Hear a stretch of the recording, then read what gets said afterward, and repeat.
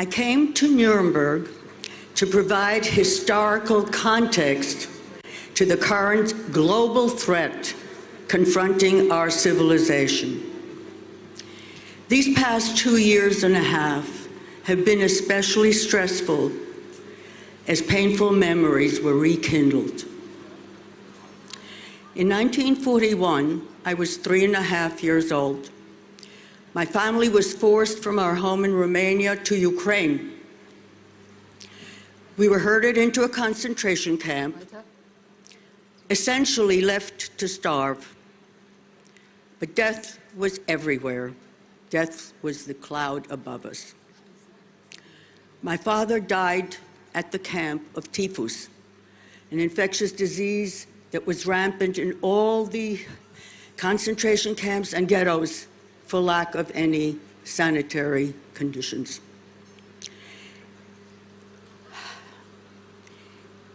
In 1944,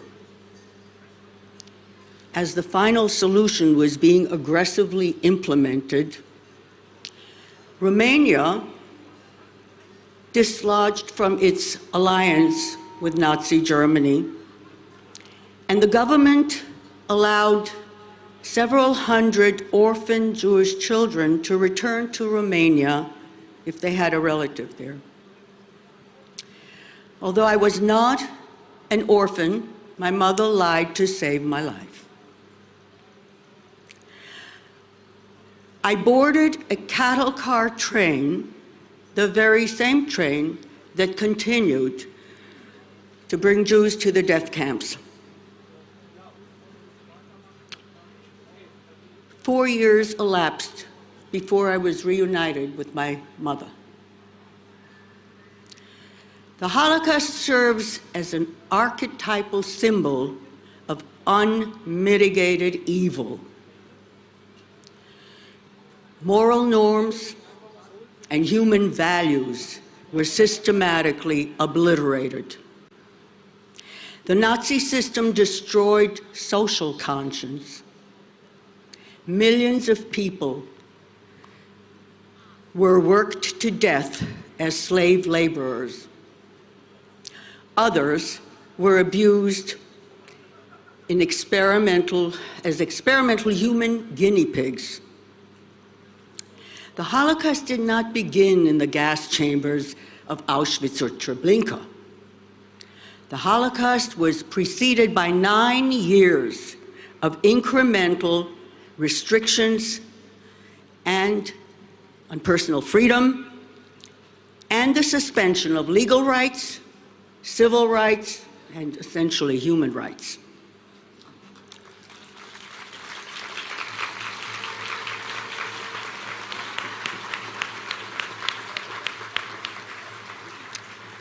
The stage was set by fear-mongering and hate-mongering propaganda. A series of humiliating, discriminatory government edicts demonized Jews as spreaders of disease. We were compared to lice. The real viral disease that infected Nazi Germany was eugenics. Eugenics is the elitist ideology at the root of all genocides.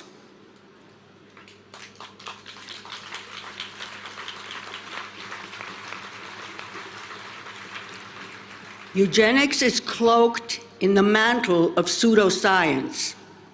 It was embraced by the academic, the medical establishment, as well as the judiciary, both in Germany and the United States.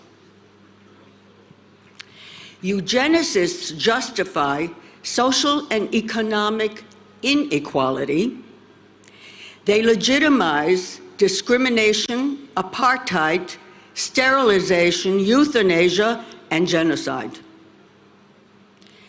The Nazis called it ethnic cleansing to protect the gene pool. Medicine was perverted from its healing mission and was weaponized. First, it was to control reproduction through forced sterilization. And then it was to eliminate those deemed to be subhuman, Untermenschen.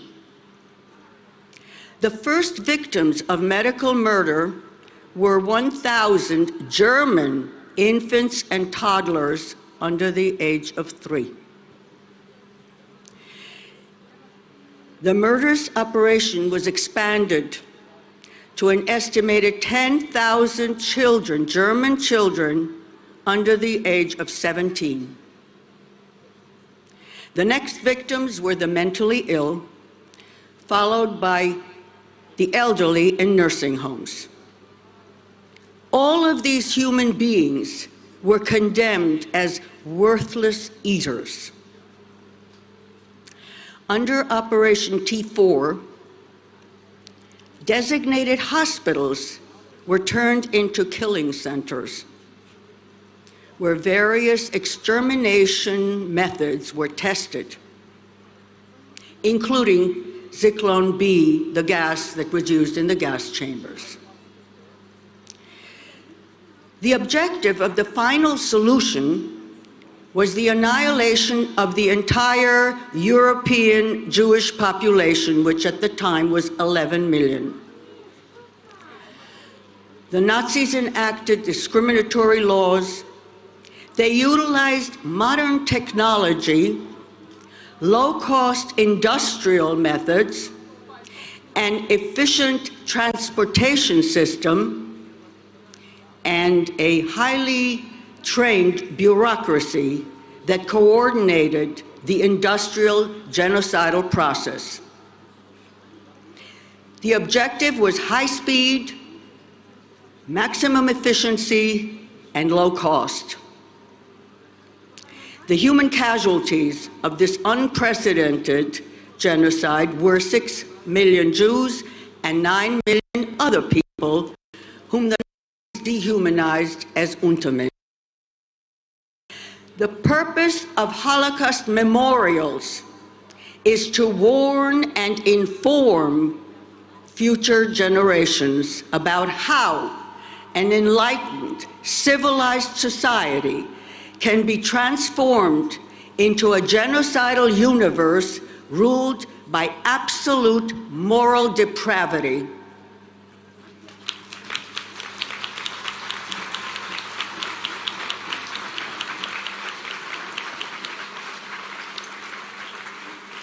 If we are to avert another Holocaust, we must identify ominous current parallels before they poison the fabric of society.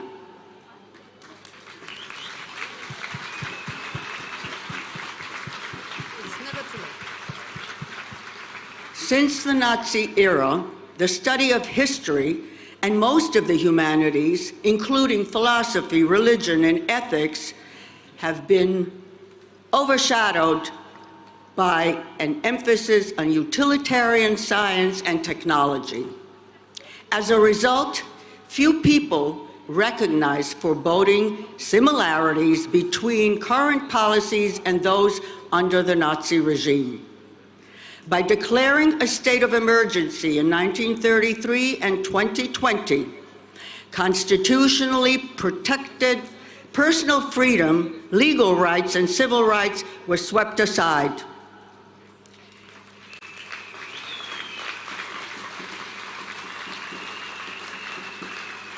Repressive, discriminatory decrees followed. In 1933, the primary target of discrimination were Jews. Today, the target is people who refuse to be injected with experimental, genetically engineered so-called vaccines.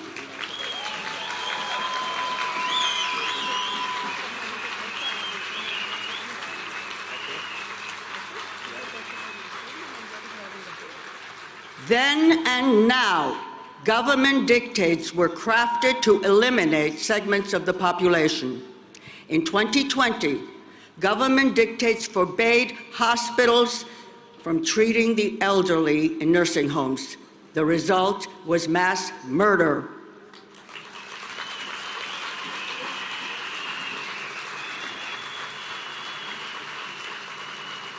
Government decrees today continue to forbid doctors to prescribe life-saving, fully approved FDA medicines.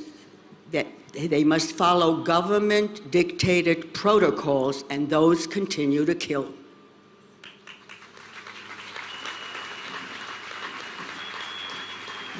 The media is silent as it was then.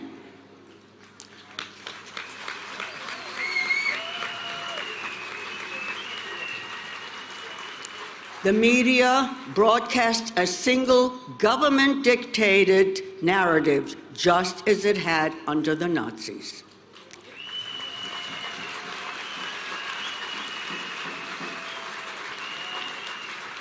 State censorship silences opposing views. In Nazi Germany, few individuals objected. Those that did were sent to concentration camps. Today, doctors and scientists who challenge the approved narrative are maligned and their reputations are trashed. They risk losing their license to practice, as well as having their homes and workplaces raided by SWAT teams.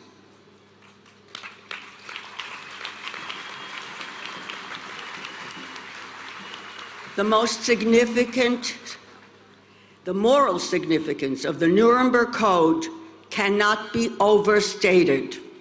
The Nuremberg Code is the most authoritative, internationally recognized document in the history of medical ethics.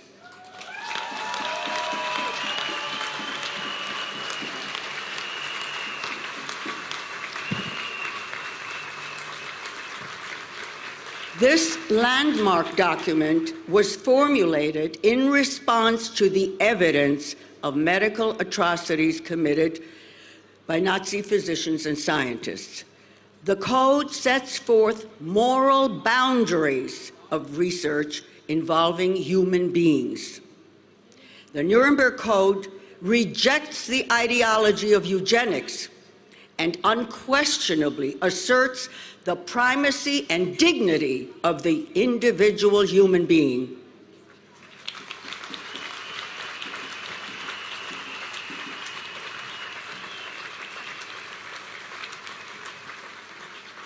The primacy of the individual as opposed to the greater good of the state or society.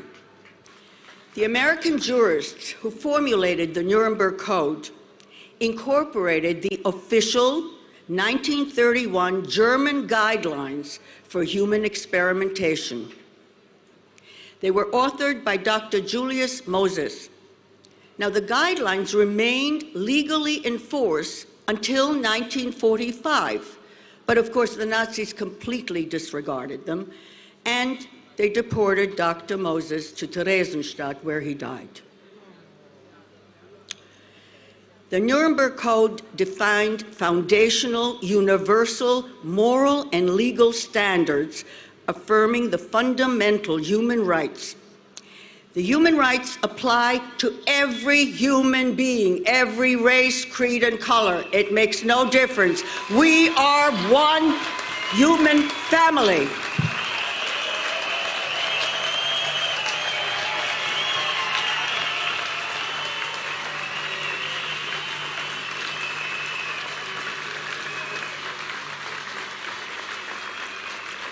Equally important, the Nuremberg Code holds doctors and research investigators personally responsible to ensure the human subject's safety and to ensure that the person freely gave his voluntary, fully informed consent.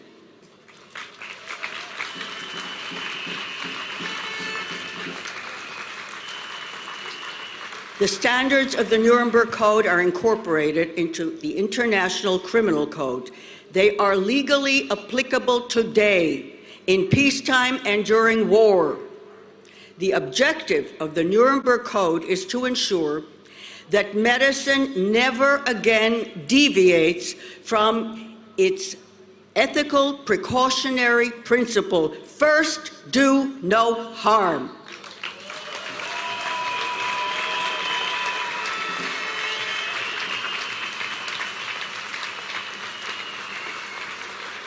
The Nuremberg Code has served as a blueprint for subsequent national and international codes of human rights to ensure that the rights and dignity of the humans are upheld, and to ensure that medical doctors never again engage in morally abhorrent experiments.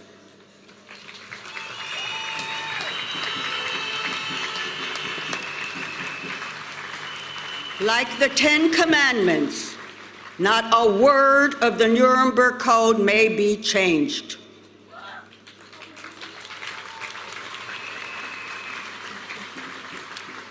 The first of the 10 ethical principles lays down the foremost ethical requirement, which is spelled out in great detail, and I'll read it.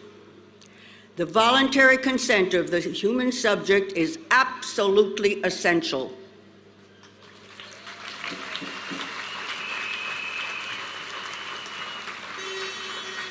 This means that the person involved should have legal capacity to give consent, should be so situated as to be able to exercise free power of choice without the intervention of any element of force, constraint, or coercion, and should have sufficient knowledge and comprehension of the elements of the subject matter involved as to enable him to make an understanding and enlightened decision. This requires that before the acceptance of an affirmative decision, the subject should be informed of the nature, duration, and purpose of the experiment, the method, and the means by which it is to be conducted, all inconveniences and hazards reasonably to be expected, and the effects upon his health or person which may possibly come from his participation in the experiment.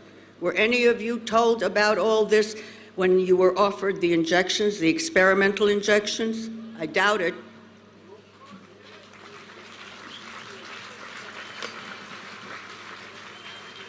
Now, the duty and responsibility for ascertaining the quality of the consent rests upon each individual who initiates, directs, engages in the experiment.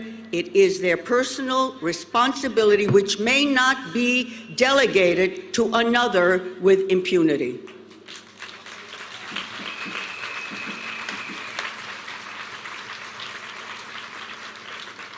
The genocidal culture that permeated the Nazi regime did not end in 1945. It metastasized in the United States. At the end of the war, US government agents helped 1,600 high-ranking Nazi scientists, doctors, and engineers to evade justice at Nuremberg. These Nazi technocrats facilitated the murderous Nazi operations. They were Hitler's partners in crimes against humanity. They were secretly smuggled into the United States under Operation Paperclip. And this was done in violation of an explicit order by President Harry Truman. These Nazi criminals were placed in high positions at major American scientific centers as well as medical centers, and they continued their work. What's more, these Nazi technocrats trained a generation of American scientists, doctors, and engineers. This is how Nazi methods and the immoral disregard for human values were entrenched in America.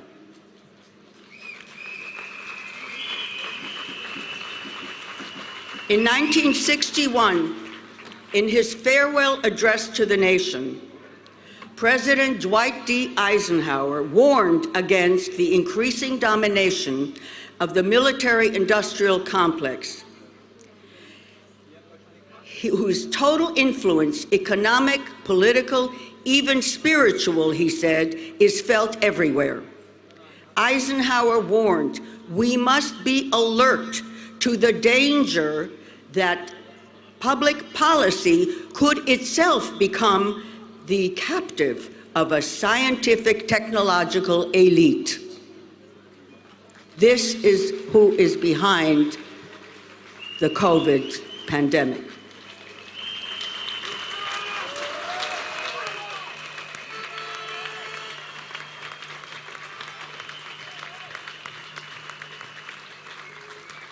In 1979, a report to the President of the United States by the U.S. Commission on the Holocaust, chaired by Auschwitz survivor Elie Wiesel, warned, "The inclination to duplicate the Nazi option and once again exterminate millions of people remains a hideous threat.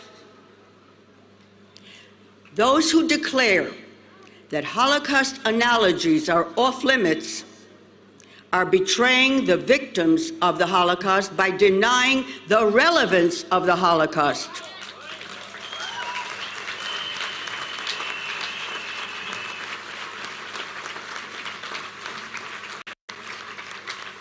The Nuremberg Code has served as the foundation for ethical clinical research since its publication 75 years ago. The COVID pandemic is being exploited as an opportunity to overturn the moral and legal parameters laid down by the Nuremberg Code. The Nuremberg Code is our defense against abusive experimentation.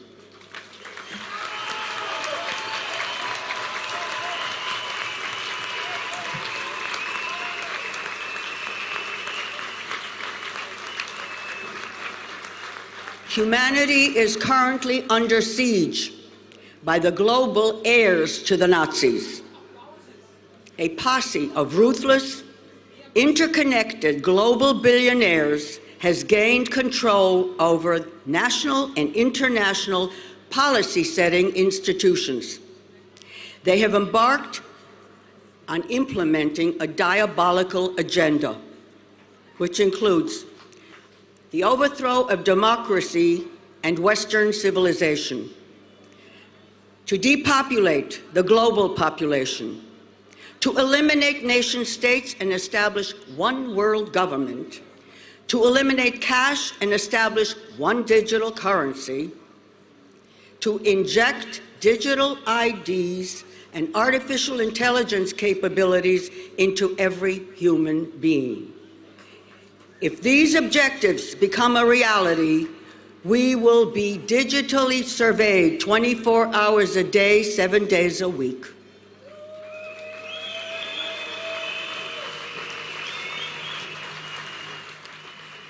In May 2022, at the World Economic Forum in Davos, Klaus Schwab, the architect of the dystopian Great Reset, declared, and I quote him, "Let's be clear, the future is not just happening, the future is built by us, a powerful community here in this room. We have the means to impose the state of the world."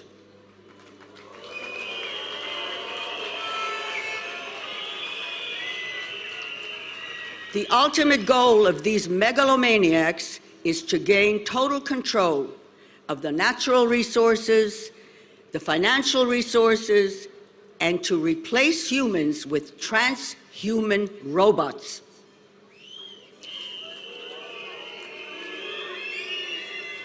Transhumanism is a biotech-enhanced caste system, the new eugenics. Klaus Schwab's lead advisor is Yuval Noah Harari, an Oxford University-trained Israeli. Harari is a proponent of the new eugenics and transhumanism. Harari refers to humans as hackable animals. He declared, "We have the technology to hack humans on a massive scale."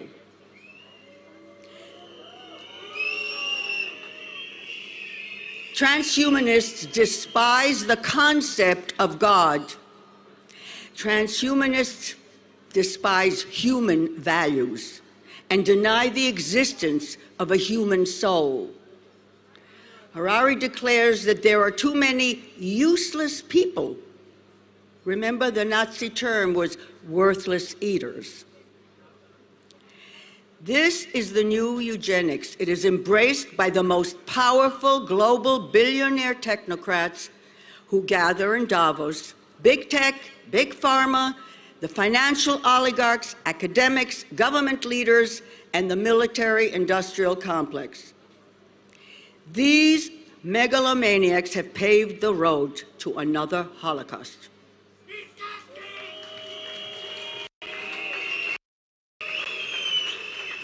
This time, the threat of genocide is. This time, instead of Zyklon B gas, the weapons of mass destruction are genetically engineered injected bioweapons masquerading as vaccines.